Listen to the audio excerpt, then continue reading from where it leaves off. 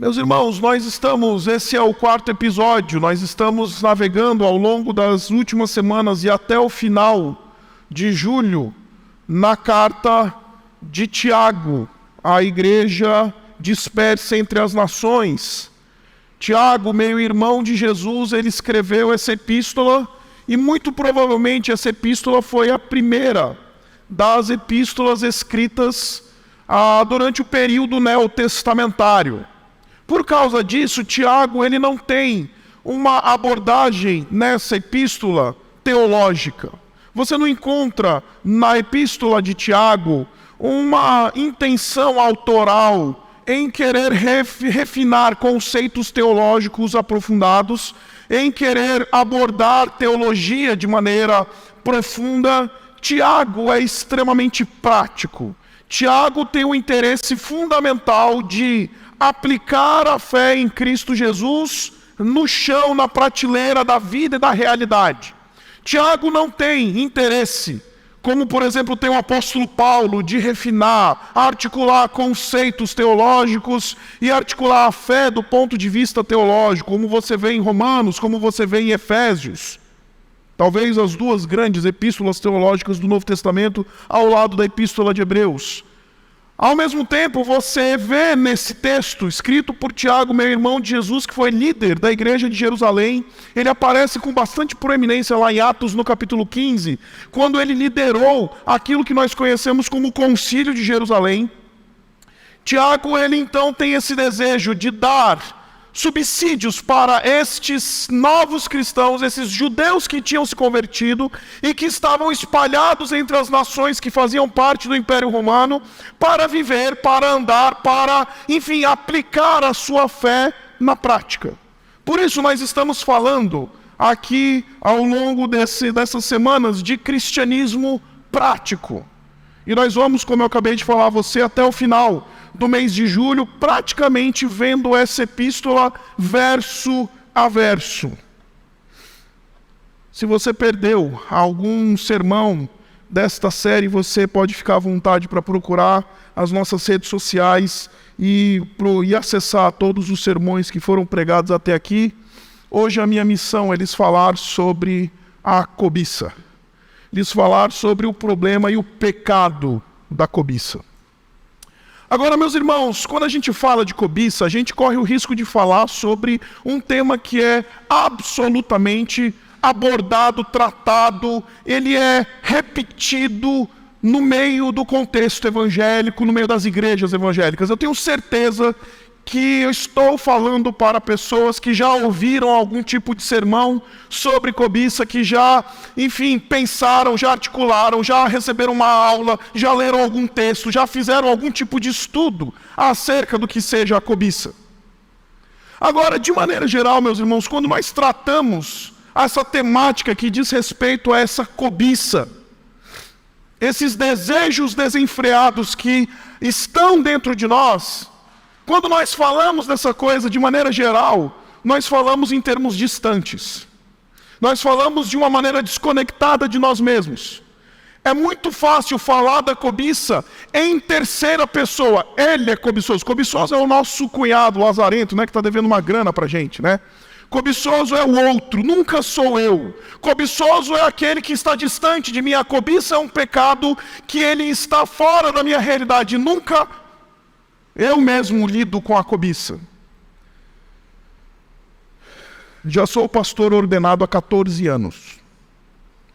Nunca no meu gabinete alguém entrou e disse assim: pastor, vim aqui conversar com você porque eu quero ajuda para que você me instrua biblicamente em como lidar com o meu coração cobiçoso. Já entrou gente falando: pastor, o meu problema é sexo. Pastor, o meu problema é dinheiro. Pastor, o meu problema, enfim, é esse. Meu problema é minha família, meu problema é minha mulher, meu marido. Pastor, o meu problema é minha carreira. Pastor, meu problema são as minhas decisões tolas e a minha falta de sabedoria na maneira como lido com a vida. Pastor, me ajuda nisso ou naquilo. Mas nunca, em 14 anos como pastor, nunca alguém entrou no meu gabinete e falou assim: pastor, sou uma pessoa absolutamente cobiçosa. E existe dentro de mim desejos, existe dentro de mim coisas desenfreadas, existe dentro de mim coisas que estão absolutamente desconfiguradas, porque cobiçoso, ou o pecado da cobiça sempre é do outro, nunca sou eu. E eu ouso dizer que se o Senhor me der graça de ficar mais anos servindo no ministério pastoral, acho que vou demorar para encontrar esse cristão corajoso, que tem coragem de dizer que cobiça é um problema do seu próprio coração. E por que estou falando isso? Porque quando Tiago, ele fala sobre cobiça, ele faz questão de dizer que é um problema comum a todos nós. Não tem nenhum de nós aqui neste lugar, ou daqueles que nos acompanham pela internet, que não lide com o problema do pecado da cobiça ou pelo desejo desenfreado por coisas que desonram o Senhor. Não tem nenhum de nós aqui. E Tiago, ele faz questão de usar uma metáfora para explicar essa verdade que ele está nos apresentando. Quando ele articula a questão da tentação, quando ele articula a questão dos nossos desejos desenfreados, quando ele articula o limiar da tentação, ele nos traz uma ilustração nesse texto que a gente acabou de ler. O texto diz pra gente aí no versículo 14, fala assim: cada um, porém, é tentado pelo próprio mau desejo. Está aqui a cobiça. Cada um, porém, é tentado pelo próprio mau desejo. Tiago está deixando muito claro, absolutamente claro.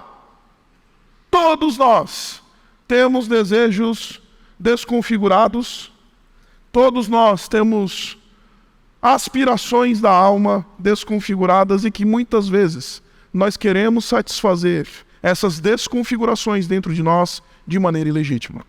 E a primeira coisa que eu quero, explicar a você essa noite é que uma coisa é você ser tentado, outra coisa é você ter um coração cobiçoso. Tentação todos nós passamos, porque nós somos seres desejantes. Nós fomos criados por Deus com aspirações.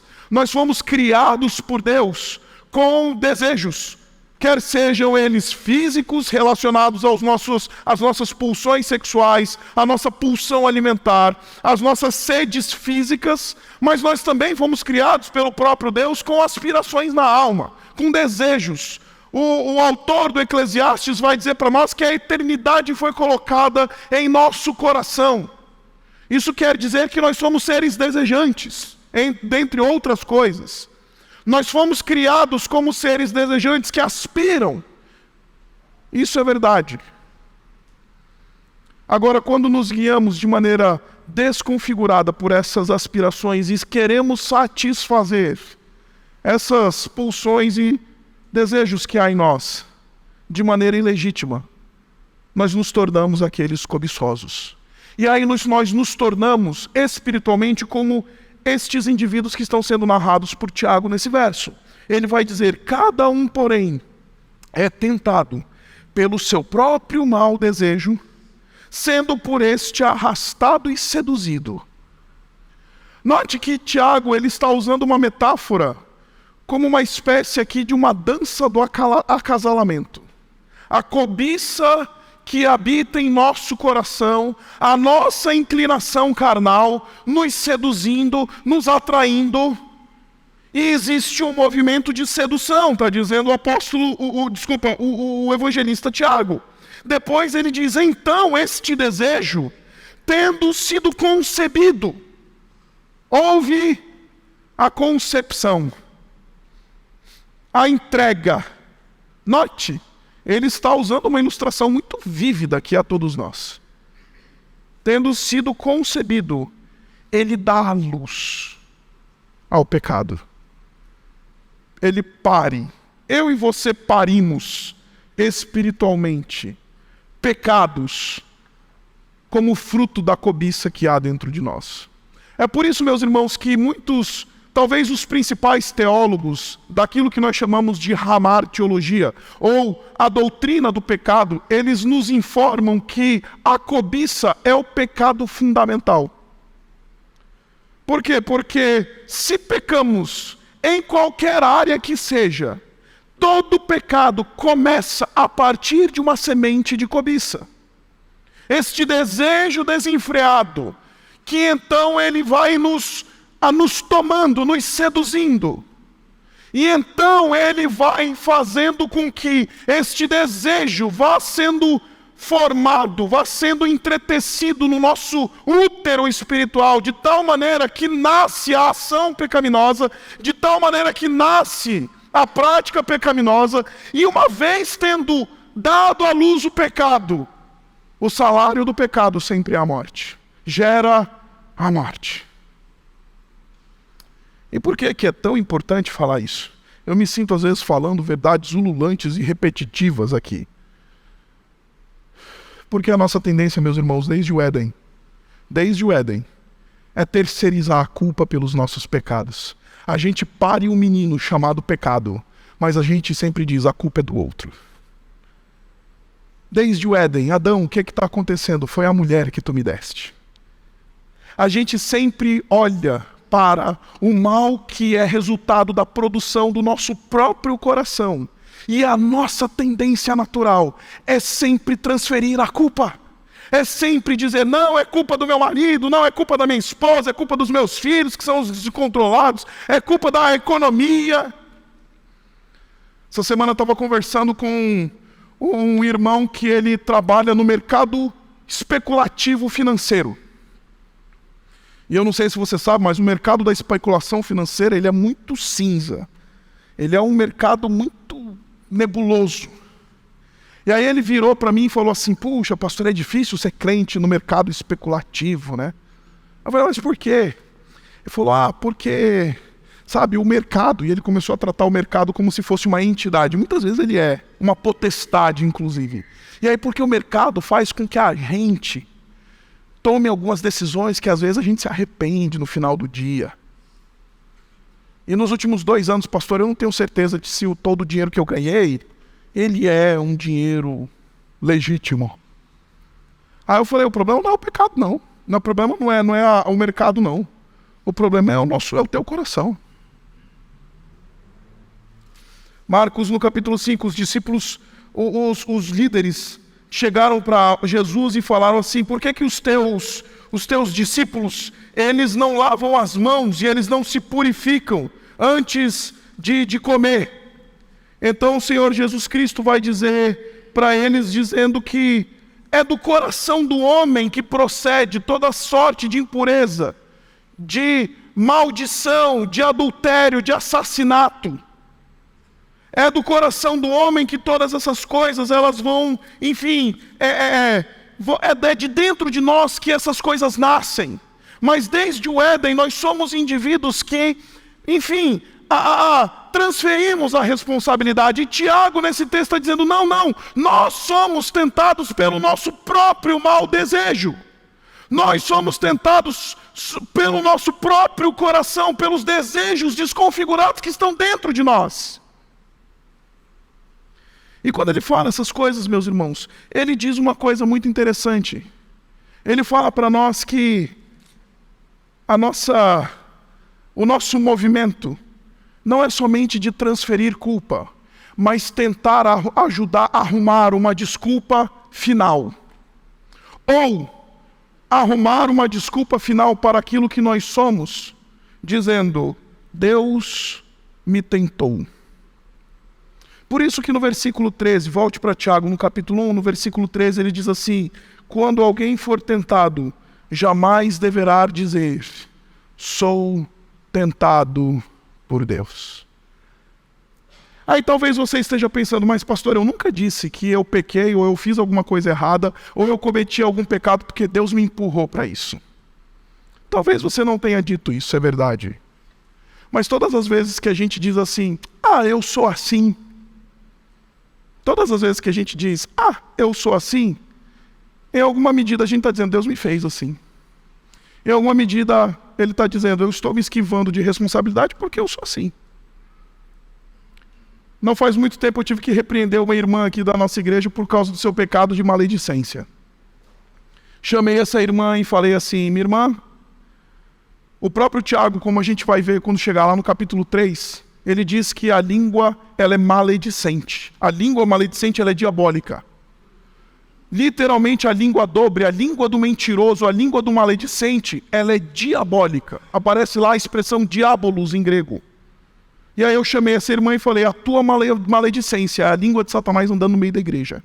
A tua maledicência é o fato, é aquilo que está fazendo com que seja criada rupturas no meio do povo de Deus. E Deus odeia isso. Aí ela teve o descaramento de virar para mim e falar assim, não, pastor, mas eu sou assim mesmo. Quando alguém diz eu sou assim mesmo, ele está dizendo, foi Deus que me fez assim. Eu fui sempre assim. Eu sou sempre assim. Eu estarei sempre assim. Gabriela, não mudarei. Eu nasci assim. Eu cresci assim. Eu fui sempre assim. Gabriela. Quando eu digo eu fui sempre assim, e eu sou assim, eu nasci assim, eu estou dizendo, foi Deus que me fez assim. E aí eu quero trazer para essa nossa reflexão um pensador que nos ajuda a entender isso que eu estou querendo dizer para vocês. Existe um indivíduo chamado Søren Kierkegaard. Søren Kierkegaard, ele é um filósofo existencialista, ele é muito interessante. Ele fala umas bobagens às vezes, mas ele fala algumas coisas muito interessantes na hora que ele articula essa questão do desejo, a questão da existência e etc. E ele fala que Deus, muitas vezes, é a nossa desculpa máxima.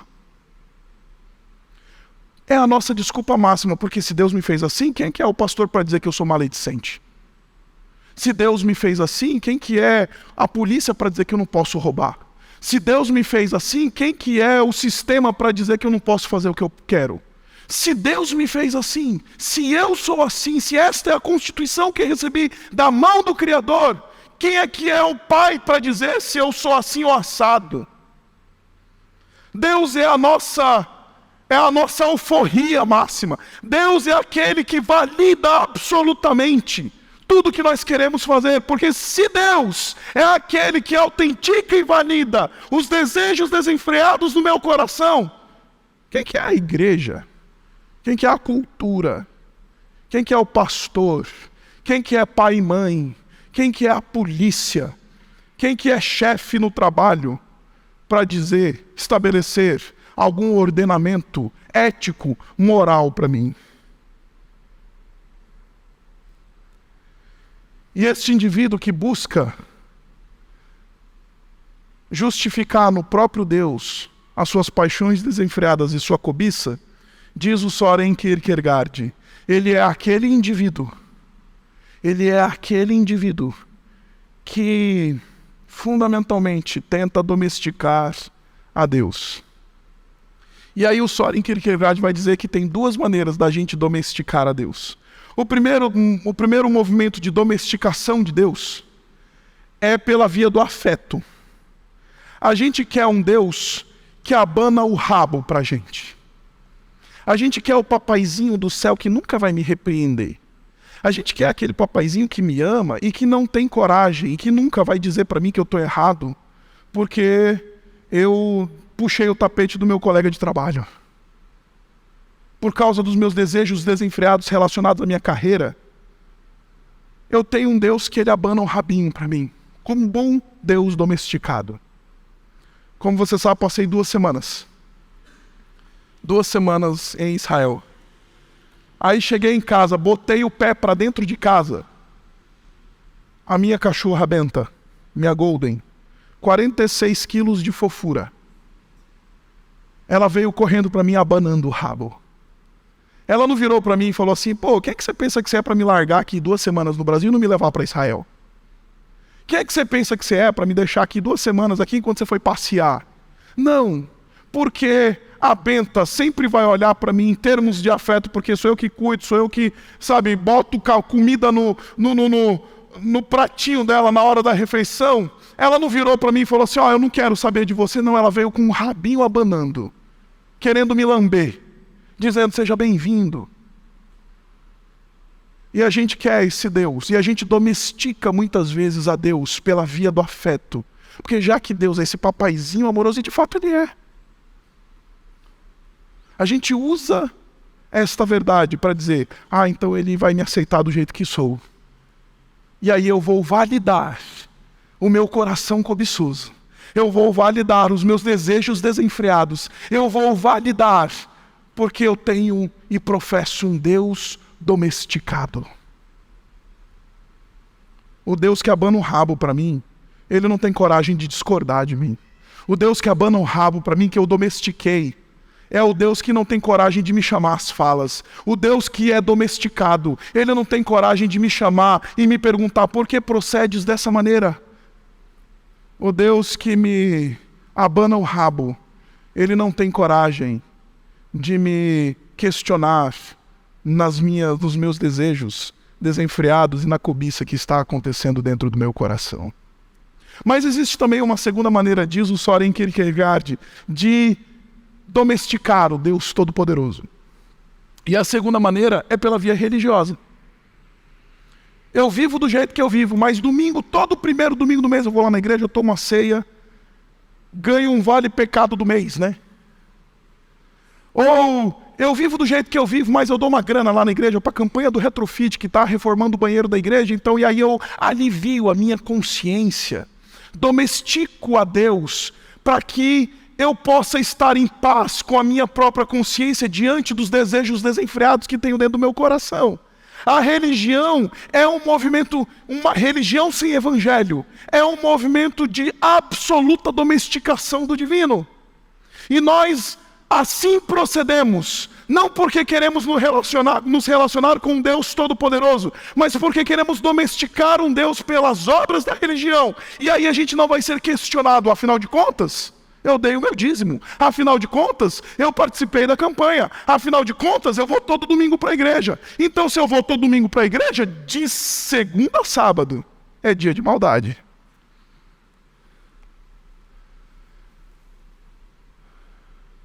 Só que finaliza a sua reflexão, Søren Kierkegaard dizendo, nós não temos um Deus domesticado. O Deus dos cristãos é um Deus selvagem. Ele nunca vai se permitir ser domesticado, quer seja pela via do afeto, quer seja pela via da religião. E a gente usa a via do afeto e a via da religião para domesticar a Deus, para que a gente possa se sentir com licença, alcançando a licença que precisamos para dar vazão e parir pecados todos os dias à luz do nosso coração cobiçoso. Eu e você fazemos isso, meus irmãos. Eu e você somos isso, meus irmãos. Tiago está dando um raio-x, uma ressonância magnética da nossa alma, quando ele diz que cada um é tentado pelo seu próprio mau desejo. Cada um, se experimentamos o mal, não tenha dúvidas, isto vem de dentro de nós. Se nos comportamos de maneira ilegítima, se estamos enfrentando e literalmente apalpando o mal perto de nós, não tenha dúvidas. A origem destas coisas são os desejos desenfreados de nosso coração, a cobiça que habita dentro do nosso coração e que nasce quando encontra um coração que produz um Deus domesticado. Não domestique o seu Deus. Não queira domesticá-lo. Deus é selvagem. Deus não vai se permitir ser colocado, domesticado pelos nossos afetos ou pelas nossas obras religiosas. Deus não vai pedir licença para nos questionar em nossos valores. Deus não precisa pedir licença para nos repreender em nossas práticas imorais e ilícitas. Deus não vai perguntar o que eu penso e o que eu acho. Deus, ele vai me questionar. E que bom que ele assim o faz, porque só um Deus selvagem é digno de reverência e de adoração. O Deus domesticado eu não adoro. Eu me relaciono numa percepção, numa relação de barganha. O Deus domesticado eu te dou o biscoitinho e você senta. Eu te dou o biscoitinho, você dá a patinha. Eu te dou o biscoitinho, você finge de morto. Eu dou o dízimo na igreja, aí a gente fala assim, ó Deus, eu dei o dízimo na igreja, olha meus filhos aí. Participei da campanha, Deus, ó, eu dei uma grana preta lá na campanha para reformar o banheiro da igreja. Ó, Deus, não deixa meus filhos ir para a balada esse mês. Isso é barganha. Isso não é evangelho. E meus irmãos, é isso que nós somos. É isso que nós somos. Logo depois de dizer que cada um, porém, é tentado pelo seu próprio desejo, sendo por este arrastado e seduzido, então esse desejo, tendo concebido, dá à luz o pecado, e o pecado, após ser consumado, gera a morte. E meus irmãos, deixe-me gastar um tempo aqui dizendo isso. Tiago, além de dizer que a origem do mal é o nosso próprio coração e os desejos desenfreados e desconfigurados do nosso coração, Tiago está dizendo que o fruto e a vazão e dar vazão a essas coisas sempre vai produzir a morte. E eu vejo, meus irmãos, eu não tive tempo para falar isso nem às 11 nem às 9, foi uma pena. Mas eu vejo muitos crentes que lidam com o pecado como quem lida com brincadeira. Ah, é só um pecadinho. Meus irmãos, pecado sempre vai produzir morte. Tudo que pecado toca, ele mata.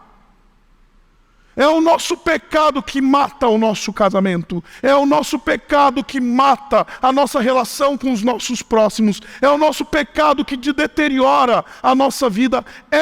E nós tratamos pecado como se pecado não fosse nada. A gente fala que até tem pecado branco, né? Que é aqueles pecados aceitáveis. Só que Tiago está dizendo, cuidado. Não brinca com isso. Porque o fruto do parir desses desejos desenfreados e cobiçosos do seu coração sempre vai produzir morte. Não é prejuízo, é morte. Porque se fosse prejuízo é fácil, né? Não é ruptura, é morte. Pecado produz morte. E meus irmãos, nós vivemos um evangelicalismo que parou de falar de pecado. Que parou de falar dos efeitos danosos imortais do pecado. E por causa disso, a gente só fala de pecado em termos de, Jesus tratou os nossos pecados. Isso eventualmente é verdade. Mas não nos enganemos. Não brinquemos com o pecado, porque pecado mata. Pecado mata.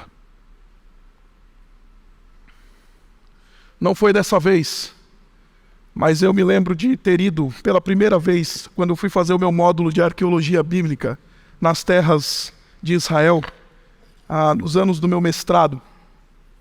Eu fui com um grupo de alunos, estudantes de teologia, e nós tínhamos o nosso professor orientador, e tínhamos o nosso guia. E nós fomos para um sítio de escavações arqueológicas para fazer as nossas pesquisas e tudo mais. E aquilo era alto verão, ali naquela região do Oriente Médio, alto verão.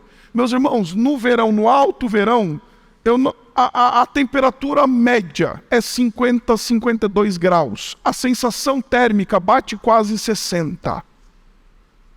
Eu não estou brincando. Aí imagina, 15, 20 estudantes de teologia fazendo um módulo de arqueologia lá, literalmente respirando a areia do deserto, com o sol da lua em cima da cabeça. E o nosso guia dizia, é o seguinte, não brinca com a desidratação neste lugar. Não brinca com a desidratação. Dessa vez que a gente foi primavera. Então era tranquilo, primavera, né?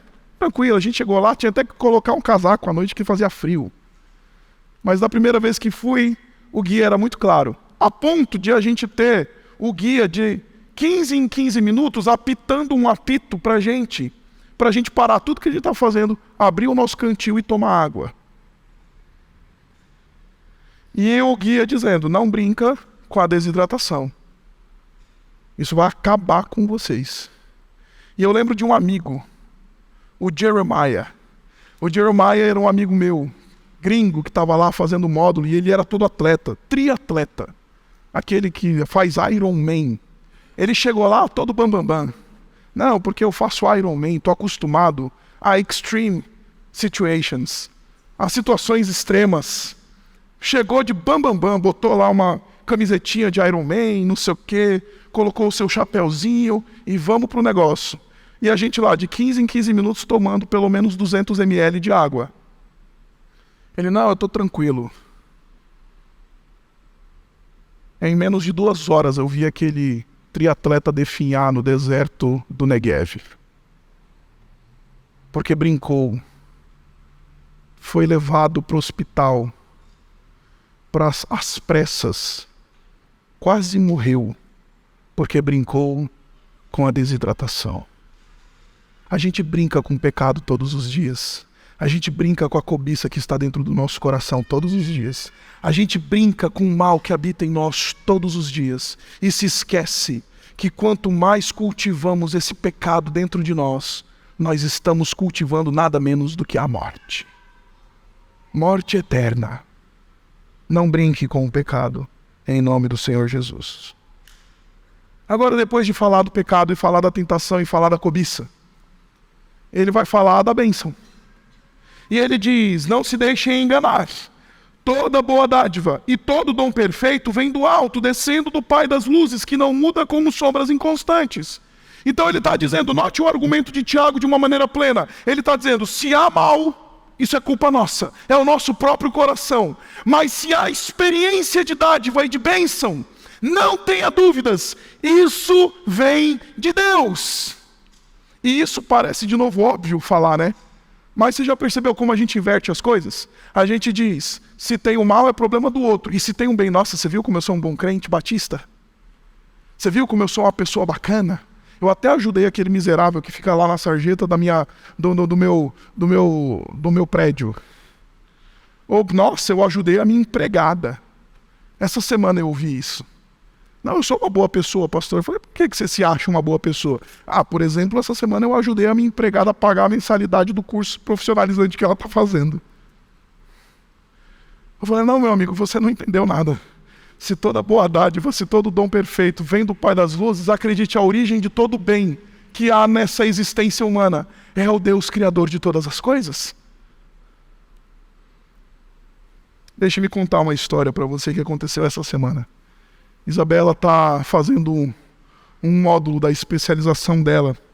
Então, essa semana inteira ela está fora. E aí eu fiquei a semana inteira com a Antonella, minha filha, de 2 anos e 2 meses. 2 anos e 2 meses fiquei com a Antonella. E essa semana inteira, a gente e meus irmãos, isso é o caos.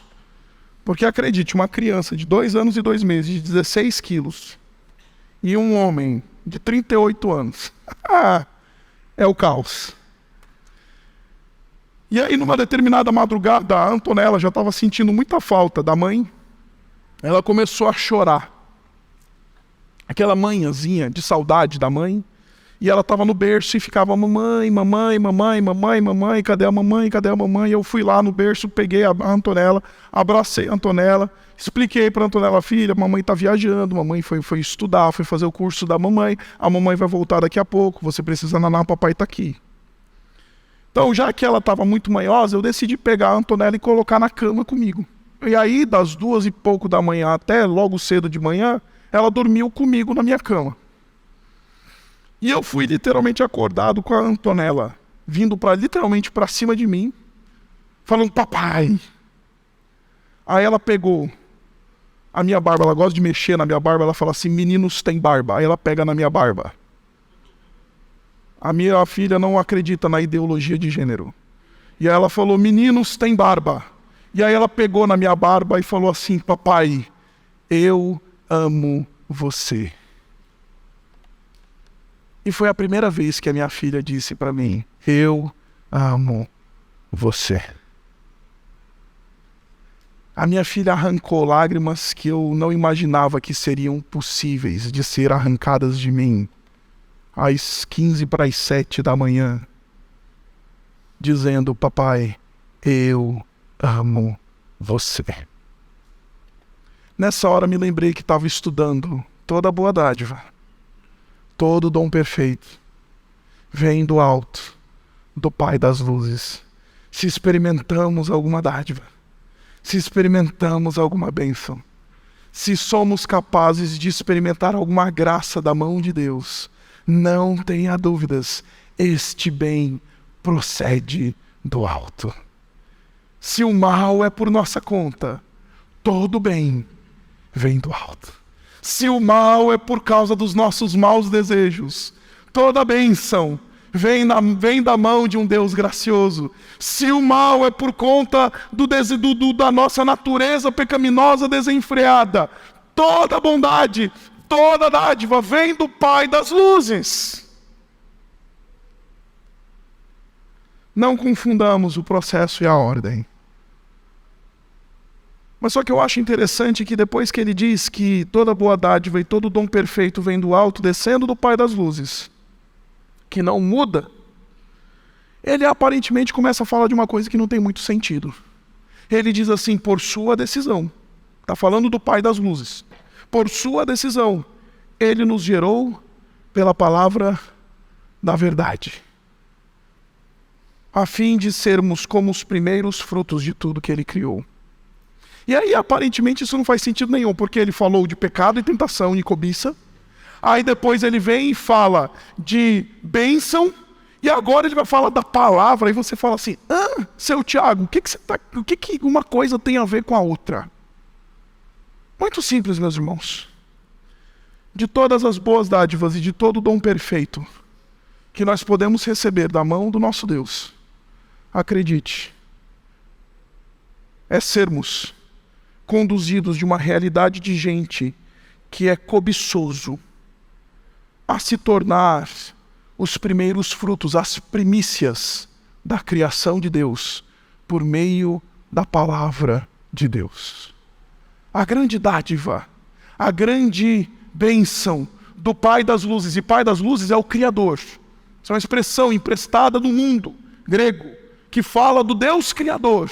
Então a grande dádiva que vem do Criador não é o eu te amo de uma filha que dormiu com o pai e ficou se sentindo acalentada. A grande dádiva que eu e você podemos receber do nosso Deus, do Pai das luzes, é ter nascido de novo e ter se tornado gente que é a primícia da criação de Deus. Essa é a grande dádiva. Esse é o dom perfeito. Essa é a bênção máxima. Mais do que qualquer outra coisa que possamos experimentar, mais do que qualquer outra coisa que possamos considerar, esta é a grande dádiva. Agora, sabe o que é mais interessante? É que ele diz que Deus escolheu, por sua decisão, gerar novas criaturas pela palavra da verdade. E eu gosto de provocar os meus alunos no seminário quando a gente chega normalmente nesse texto. Porque Deus escolheu salvar e transformar pessoas por meio da palavra da verdade. Versículo 18 de novo. Por sua decisão, Ele nos gerou pela palavra da verdade. Deus escolheu um meio através do qual Ele nos salva e nos transforma. Pela palavra da verdade. E por que eu estou falando isso? E eu vou provocar vocês como eu provoco meus alunos seminaristas no seminário. Pense um satanista. Vou pensar num que já morreu para não dar processo nesse YouTube aí. Imagina que o Zé do Caixão fosse aqui na Oliveira Lima. Sabe, o Zé do Caixão já faleceu. Entrasse aqui na Oliveira Lima, ele tivesse uma Bíblia debaixo do braço. Uma Bíblia. Aí ele abrisse em Efésios 2, 8 e 9. E lesse Efésios 2, 8 e 9, em alta voz, para aquelas pessoas que andam ali na Oliveira Lima. Pois pela graça sois salvos, mediante a fé. E isto não vem de vós, é dom de Deus, não por obras, para que ninguém se glorie. Se ele lesse esse texto, e ao ler esse texto, alguém ouvisse isso, e falasse, eu quero crer nesse Deus, eu quero confessar esse Deus que salva pela graça mediante a fé. Manda aqui na Urbana que eu batizo ele. Porque nós não somos gerados por pastor, nós não somos gerados por placa da igreja, nós somos gerados pela palavra da verdade. E esta é a grande dádiva do Evangelho e da graça de Deus. Somos gerados pela palavra. Sabe por que as igrejas viraram antros de incrédulos? Porque as igrejas sequer leem mais o texto da palavra de Deus. As igrejas sequer mais falam da palavra de Deus. Como pessoas vão nascer de novo se a palavra da verdade não está sendo exposta, que é a grande dádiva do Pai das luzes, a sua palavra? Não vão nascer de novo. A igreja se tornam clubes, igrejas se tornam partidos políticos, igrejas se tornam todo tipo de ajuntamento, menos gente reunida em torno do Evangelho e da palavra de Deus.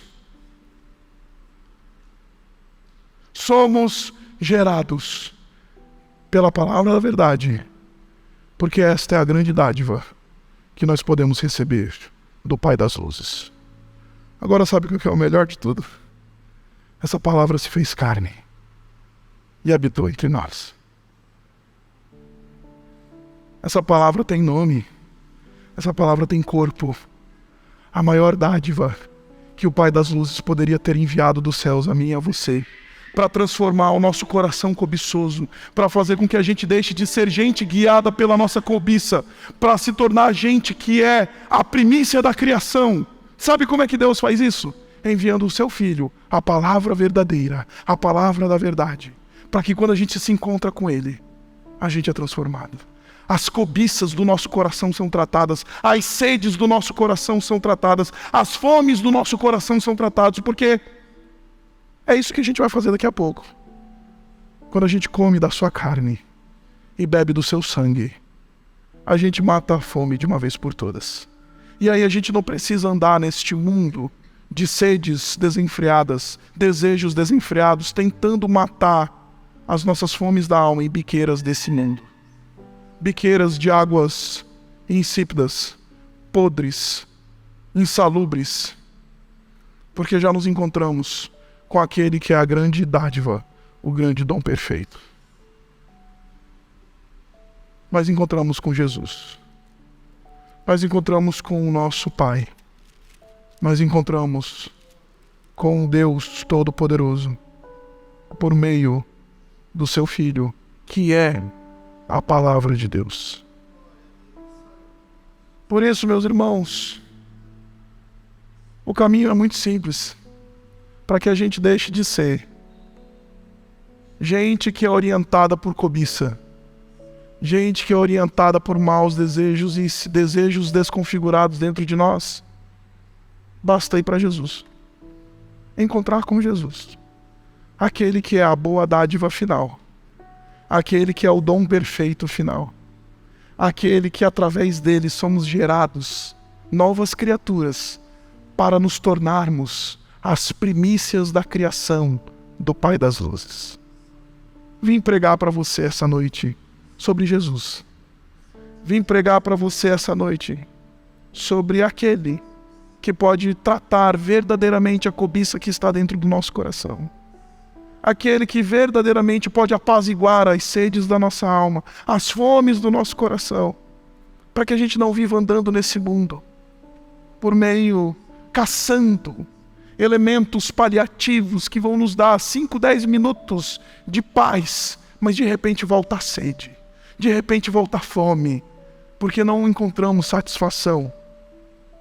Não vamos nunca apaziguar nossa alma longe do Senhor Jesus Cristo. Fizeste-nos para ti, disse Agostinho, o maior dos teólogos da era cristã. Fizeste-nos para ti, e o nosso coração andará inquieto, cobiçoso, caçando biqueiras nesse mundo, enquanto em ti não descansar. Fizeste-nos para ti, e o nosso coração andará inquieto, enquanto em ti não descansar. Abaixa a sua cabeça e vamos orar. Pai, cansamos de andar desejosos e satisfazer desejos do nosso coração em coisas que não te agradam.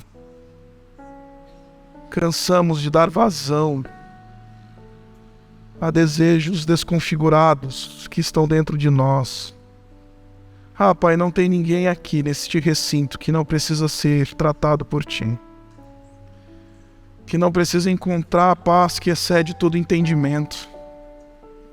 Que só Jesus pode oferecer.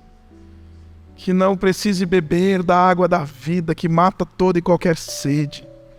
Que não precise comer do pão que vem do céu, que é a Tua carne, é o Teu sangue. E que de fato mata as fomes da nossa alma. Ah, Pai, enquanto a gente não se encontrar com Teu Filho, a gente vai ser gente cobiçosa.